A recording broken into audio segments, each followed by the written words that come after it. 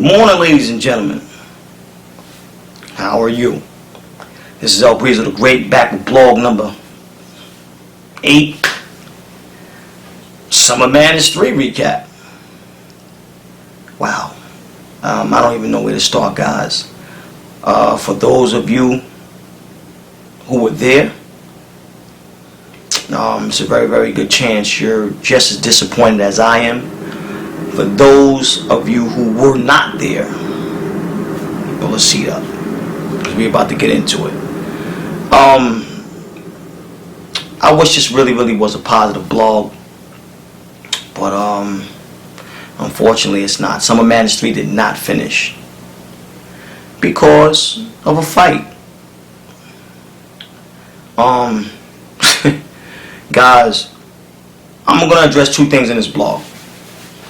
I know everybody's going to be writing about it. If you guys haven't heard about it already, the fight that occurred at Summer Madness 3 was between Math and Serious Jones. But before I get to that, I'm going to give a recap of the battles that did take place, which is fair. Alright, I'm not going to go into details.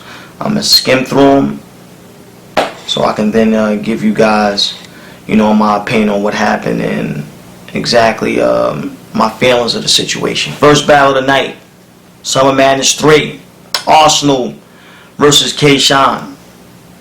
Arsenal comes out swinging first round. Very ball heavy. K-Shine comes out. K-Shine had a good first round. I'll probably say Arsenal had a better first round. I give the first round to Arsenal. Second round, Arsenal starts to taper off a little bit. He had a lot of filler in his second round. K-Shine's second round was very good. Pulls out a prop. K-Shine is crazy. Does some extraordinary shit. And I definitely gave the second round to K-Shine for what he did. Third round, same thing with Arsenal. Arsenal had an alright third. Not as good as his first. But it was pretty solid. It was pretty solid third. K-Shine's third round was alright. Not as good as his second. But his third round was, to me, slightly better than Arsenal's third round. So I gave that battle 2-1 to K-Shine. Mainly because, not only did he win a round, but he won a round really heavy, with that second round. You know what I'm saying? It kind of set the tone of the whole battle, if you know what I mean. And his third was really good. Moving on, K-Shine 2-1. Second battle of the night was between O-Red and Big T. Big T went first. Big T had a very good first round. Very interesting. O-Red had a very better first round. O-Red comes out of the gate, on the stage with this big ass cookie. You know what I'm saying? That he placed on the floor and counted how many times. Big T looked at it and it was just crazy. You know what I'm saying? I'm not going to give you no more information on that, but it was just something that was just very funny. Second round, I think Big T had a very good second round, but it just seemed like O-Red was just a step ahead of him, You know what I'm saying? Tonight, I give the second round to O-Red. And the third round, Big T had an alright third round. He started off slow, but he picked up during the end. And O-Red had an all-around balanced third. So, my personal opinion, he just seemed like he was a step ahead of Big T all night. I kind of give that battle 3-0 to O-Red. But if somebody told me 2-1 O-Red, I definitely can respect that. But it's clearly no debating. O-Red won that battle. Moving along to the third battle of the night, which was Jazz and Miss Hustle. That battle was a very good battle. A little lengthy. very, very lengthy. Jazz went first. Just for the record, just to let you guys know, I'm a jazz fan. I like jazz. She's a really, really nice person, and she's bar heavy. But when I watch jazz battles, I don't really watch jazz battles, for her content, and for her bars, because I already know she's nice. I kind of look, for improvement, from her last battles to see if she's growing, as a battle rapper, and, I usually tell Jazz a lot, that she has to, kind of focus a little bit more, on her performance and not be so entertained by the crowd. She's very, very easily entertained by the crowd in the past, to the point where, she's bubbly, very bubbly on stage, laughing, joking, with the fans, with the ambiance, or whatever the case is. And, every chance I get, listen, I'm just a regular dude. I try to, give her little words of wisdom and tell her just to try to block all of that stuff out and get serious. Bring that serious face on. If she can do that, I don't really think that she can be beat by anybody. Definitely, top 2 with E Hart. To me. So I came into this battle looking to see if maybe Jazz can make some adjustments, with the animation, toning the animation down, and just really just going to work, and tuning everybody out. First round, she came hard. Jazz came really, really hard her first round. Very impressive. I think she tried her best to, really, really focus on the task at hand, which was Hustle. Hustle's first round, Hustle had a slip up, like kind of, it wasn't a choke, but a really, really bad slip up in the beginning, in the very, very beginning of her first. But she picked up a lot of steam after that, and Hustle's content in her first round was just really, really amazing to me. She had the momentum, in my opinion. So I think I'm going to give Hustle the first round, even though she had to slip up. That's how good her content was. Bye-bye here. Second round, Jazz, fire. Jazz off the rip, fire. You know what I'm saying? She came out, she was not playing with Hustle. For her first half of her round, she was dead serious. Not playing with her at all. You know what I'm saying? Barred her to death. I probably say the second half of her round, she got a little animated and was laughing and stuff like that. But she already put her work in, for that round, and she had a very, very good second round, in my opinion. Hustle's second round was good. It was really, really good. But I just think that Jazz had it. Jazz had it over her. You know what I'm saying? So I give that round to Jazz. So it's 1-1. 1-1. It can go either way. Third round. Now, Jazz's third round, in my personal opinion, it could have been a little better, if Hustle didn't kind of take the wind out of her sail. What I mean by that is, Hustle mentioned a couple of things in her first round, that she knew that Jazz is going to spit in her third, or in between, which kind of took the wind out of her sail, because when we heard Jazz say it, it was like, okay, well, Hustle did say that Jazz was going to mention this, etc., etc., etc. You know what I'm saying? Not taking away from Jazz's bars, but, it was something that we knew. But it still was hot, you know what I'm saying? It still was a hot third. I just only imagine how hot it would have been, if we wasn't tipped, to it in the beginning. So, Jazz had a good third. Hustle's third was pretty good too. That one can go either way. If I'm gonna lean in any direction, I'll probably say I would lean to Jazz 2-1. I gotta see that on camera, but I'm leaning to Jazz 2-1. She's trying to grow in some areas. Plus, on top of that, I really wasn't feeling the fact that, I don't know, it just seemed like in Hustle's corner, Hustle had quite a few top tier, Queen of the Ring female supporters. You know what I'm saying? Sexy ass Farrah was right behind her with that blue lipstick. You know what I'm saying? And a couple other female battle rappers was there, while Jazz was kind of in her own lane. You know what I'm saying? So in a way, it was looking like they was kind of jumping her in a way, like they was kind of piling up against her.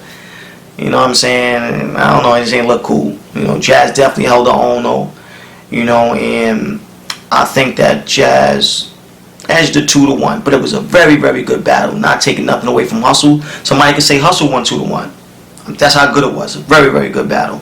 Surprise battle of the night, to be honest. That was the third battle. Fourth battle of the night was my man Rex versus my man Calico. Now Calico's first. This is his first battle. First battle back since his graveyard shift with Lord Lux last year. I think that Rex went first, from what I remember.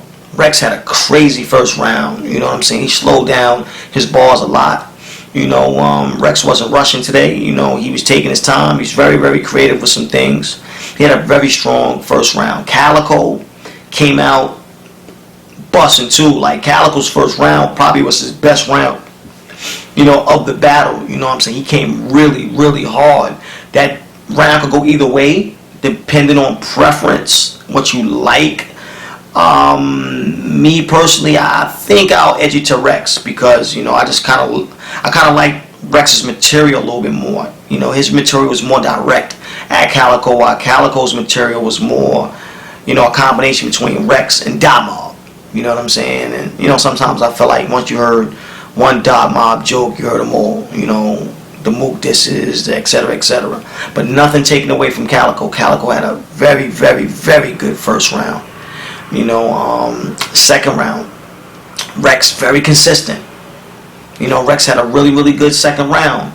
Calico seemed like he tapered off a little bit. He had he had some spots where he had some filler, in between. And I definitely give that round to Rex. That was kind of clear that second round went to Rex. The third round, Rex had a good third. He had a good third, but it definitely wasn't as good as his first and second rounds. His third round was alright, a little bit better than alright. You know what I'm saying? But I could tell by the end of Rex's third that Calico, I don't know if Calico didn't have any material or not, because he just kept on looking at his phone, right before he was rhyming. So I don't know if he either forgot his rhymes or he didn't have a third, or I don't know what it was. It's just that, when it was time for him to rhyme, you know what I'm saying, he was talking about some other shit. I don't know if it was a verse from a song or whatever the case is, but it definitely wasn't battle tested. That third verse that he had for Rex, the verse, the round was just bad. It was just really, really bad, on Calico's part. So, he clearly lost that third round to Rex. And, me personally, if I had to score that one, I think I would give it a very, very light 3-0 to Rex. No body bag, but a light 3-0 to Rex because of his consistency. Now, if somebody wants to give Calico the first round, then they will probably say 2-1. But Rex clearly beat Calico 2-1. That's the fourth battle. Fifth battle was the best battle of the night to me, to be honest, between Ill Will and Tay Roc. Tay Roc went first. Tay Roc had a really good first round. He came out swinging, you know what I'm saying? But Ill Will just seemed like he will not be denied today. He had an even better first round. His first verse was crazy. The energy was there. He was just hungry. You know what I'm saying? I definitely edged that round to Ill Will. First round. Second round, Tay Roc goes nuts. Tay Roc had a beautifully crafted second round. Almost damn near perfect. Only thing I don't like about Tay Roc's second round is he just kept on pausing in between. And he just, he wouldn't keep a steady flow, which was a little frustrating at times. But other than that, Tay Roc's second round was beautiful. Ill Will's second round, he came on. Ill Will definitely had some witty punchlines. He was very funny. The bars was there, but definitely Tay Roc got the second. Tay Roc, it was kind of hard to beat the second round. Third round, Tay Roc had a good third. Roc's third was good, but I just think that Ill Will just, he just took it away. Ill Will took it away, and his third round was just kind of a little better than Roc's third round. Maybe because he went last, who knows, you know what I'm saying? But he had some really, really witty lines in there, and I give that third round to Will, so I say Will kind of won that battle 2-1 in my opinion. He didn't have anything to lose, you know what I'm saying? So he won that battle 2-1 in my opinion. Ill Will. If somebody said Tay Roc won 2-1, definitely debatable. You know what I'm saying? They definitely put on a really, really good battle, man. The battle was amazing. Nobody came short. All right, now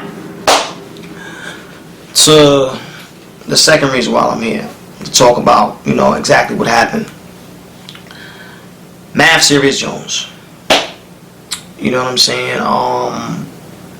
Serious Jones come to the stage.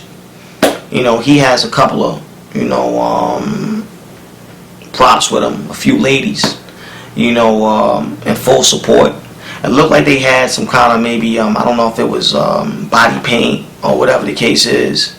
But designer outfits, 3 ladies, you know, there for him. Mav's regular, chilling, doing his Brooklyn thing. You know, Serious is rhyming, Serious.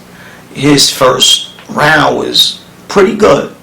Serious's first round was pretty good. He mentioned a couple of things, you know, about, you know, Mav's loyalty and, you know, grew up with Biggs block, but you rep Pac juice. You know, we all know that, you know, Mav, you know, reps the Pac juice or whatever the case is. And he just made a couple of references to that and what side you on and da-da-da-da. You know what I'm saying? I don't know if that irritated Mav. I'm not sure if it did or not. But after Serious Jones' first round, it was Mav's turn around. And Mav came out like off the jump real quick with a rebuttal for the 3 females that Serious Jones had next to him. And you know what I'm saying, he killed all 3 of them chicks early, like Mav. Mav had a couple of witty lines in reference to the females. So while Mav's rhyming, everything is going fine, everything is going good. And I don't know what happened, guys. Like he, you know, he said something and Serious was like, wow, you know, and then Mav just snuffed him. Yeah, Mav snuffed Serious. It's like, what the fuck is going on? What happened? Out of nowhere. You know what I'm saying? Serious looked a little dazed. Rushed the stage. Fighting on stage. Man, I was like, what the fuck happened? Like, what's going on? Like, it definitely was not enough, in my opinion, you know, for him to be struck. You know what I'm saying? Like that. The event is shut down. The other 2 battles that were supposed to take place, you know what I'm saying, between JC and John and Swave and Daylight, I really feel sorry for them because they didn't even get a chance, you know what I'm saying, to show their craft, especially Daylight. You know what I'm saying? I really wanted to see Daylight. I was excited to see him. I know he flew all the way from LA. You know, he was one of the first people to rush the stage, you know, after the altercation, you know, had transpired. And I know he's disappointed from coming all the way out to New York just to have something like that happen, just for him not to get an opportunity. I really think it's unfair. I really think it's unfair also to us, the fans. Like, you know, we paid $100, man, to a little over $100 to see Summer Madness 3, and it's like we was cheated, you know what I'm saying, by fight. Like, I thought we passed that. I really thought we passed that. Some fans paid double that, the early bird special, to see the Young Ill versus Conceited battle. You know, so, you know, everything just happened so fast, and you know, you still say to yourself, for what? Like, you know, I don't know. I really don't know what Smack, Beasley, Chico, and Norms are going to do, but I tell you, I guarantee you guys, fans, it is definitely not their fault. Listen to what I'm saying. It is definitely not Smack's fault, Beasley's fault, Norms, Chico. It's none of their fault. Nobody knew this was going to happen. They had no control over the situation. They was as diplomatic and professional as you could to be about it. I spoke to Beasley. He had a face full of disappointment, and it's just something that you just say to yourself. You just say, how could this happen? You know what I'm saying? Again, you know what I'm saying? Like, I don't know. I really think that the guys, they need to come together and they need to think of a better way to protect their brand. Because these things are inexcusable, and not only does the artist suffer, who's fighting, but the fans suffer too. And not only the fans suffer, the other battlers that are on the card that didn't get a chance to rhyme yet, they suffer also. You know what I'm saying? So when these things happen, I wonder if, the people involved ever look at the other people that they will be affecting, if they do these type of things. You know what I'm saying? I just think it's very unfortunate, semi-selfish, and it's something that really needs to be looked into, because it seems like whenever, battle rap or URL takes 2 steps forward, Summer Madness 2 or different events, they take 3 steps or 4 steps backwards when you have setbacks like this. Because it is a setback. It's very unfortunate. You know what I'm saying? First, the venue where URL usually has the events at, I got the name off the top of the head, they get shut down over there. Because of whatever reasons, the powers that be. Now, with the new home with Stage 48, which is smaller, this situation happens at Stage 48. Soon, Smack, Beasley, and the URL staff, I'm wondering if they're going to have anywhere to go next. You know what I'm saying? Like, I don't know if Stage 48 is going to want to entertain them again. This gives a very negative look on the culture. And I know, the URL staff doesn't want to promote their brand like that. The brand is getting bigger. Battle rap is getting bigger. So it's definitely under the eyes of scrutiny. When things like this happen, it takes steps backwards. So, I don't know, guys. Listen, it's very unfortunate. I don't know why Math snuffed Sirius Jones. I have no idea. It is what it is. It's talked about on Twitter. I'm not cracking headlines. Very disappointed. Fans very disappointed. The battles that did take place, were definitely well worth the money. For those of you who was here, leave a comment at the bottom, to express what you thought about the battles and, the fracas at the end. I don't know what else to say. But I love you guys, and, I hope everything works out, with Smack, Beasley, and company. They get a hold of this thing and find a way to make some adjustments pretty soon. Anyway, Breezo the Great signing out. 1. Comments.